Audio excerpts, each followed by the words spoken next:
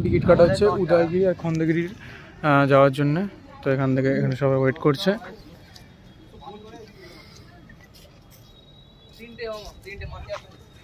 Ticket কাটার পর আমরা এখান থেকে সবাই বেরিয়ে যাবো। তো আমাদের উদয়গিরি আর খণ্ডগিরির টিকিট কাটা হয়ে গেছে। এবার আমরা ওদিকে যাচ্ছি। উদয়গিরিতে যাবো প্রথম, তারপর খণ্ডগিরিতে যাব। পেছনে সবাই আছে, তো ক্রাউড আছে, বিশাল ক্রাউড এবছর। সবাই ফিরে যাচ্ছে, এদিকে প্রচুর ক্রাউড। আমরা যাচ্ছি নাকি আমাদেরকে লাথি মেরে তাড়িয়ে দেবে, যেহেতু হাফ প্যান্ট পরে আছি। টিকিট তো কাটা হয়ে গেছে, কিন্তু নাকি এরকম ওয়েদারের জন্য না উঠতে দিতে পারে, মানে বন্ধ করে দিতে পারে। তো পুরো টাকাটা জলে চলে যাবে যদি না উঠতে দেয়। আর আমার হাফ প্যান্ট পরে আছি বলে নাকি হাফ প্যান্ট পরে ওখানে অ্যালাউ নেই। তো দেখা যাক কি হয়। তো আমাদেরকে উঠতে দিয়েছে হাফ প্যান্ট পরে।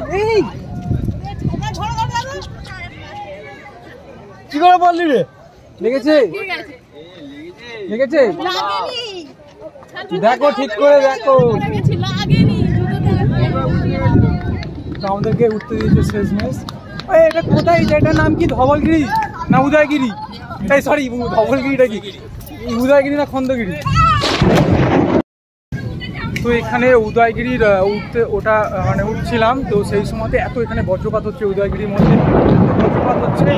তো আমরা কেউ উঠতে পারলাম না, ওইখান থেকে নেমে এলাম। মানে আমাদের মাথার উপর দিয়ে গেল দুবার। তো আমরা না উঠে নেমে গেলাম। এবার বাসের দিকে চলে যাচ্ছি আমরা, উঠতে যেতে পারিনি।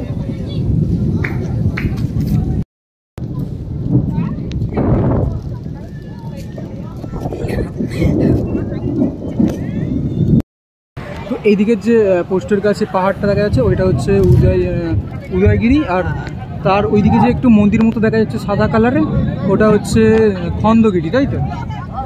তো আমরা উদয়গিরিতে উঠছিলাম, মাথার উপর দিয়ে বাজ গেল দুবার। তাই আমরা আর কোথাও যেতে পারিনি, নেমে পড়লাম। আর ঠিক মেঘটা পাহাড়টার উপরেই আছে, ঠিক ওই জায়গাতেই বিদ্যুৎটা চমকাচ্ছে, মানে ওই জায়গাটাতেই পড়ছে। তো আমরা আবার গাড়িতে চলে এসেছি, মানে বাসেই।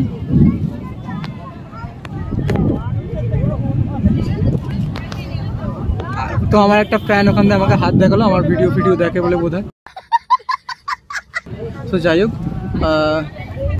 তো ওই যে মন্দিরটার মধ্যে তো যাওয়া হলো না, খুব সুন্দর, এখান থেকেই দেখা যাচ্ছে। আর নিচ থেকেও দেখলাম, যেহেতু আবার একদিন আসার চেষ্টা করব, দেখা যাক কী হয়।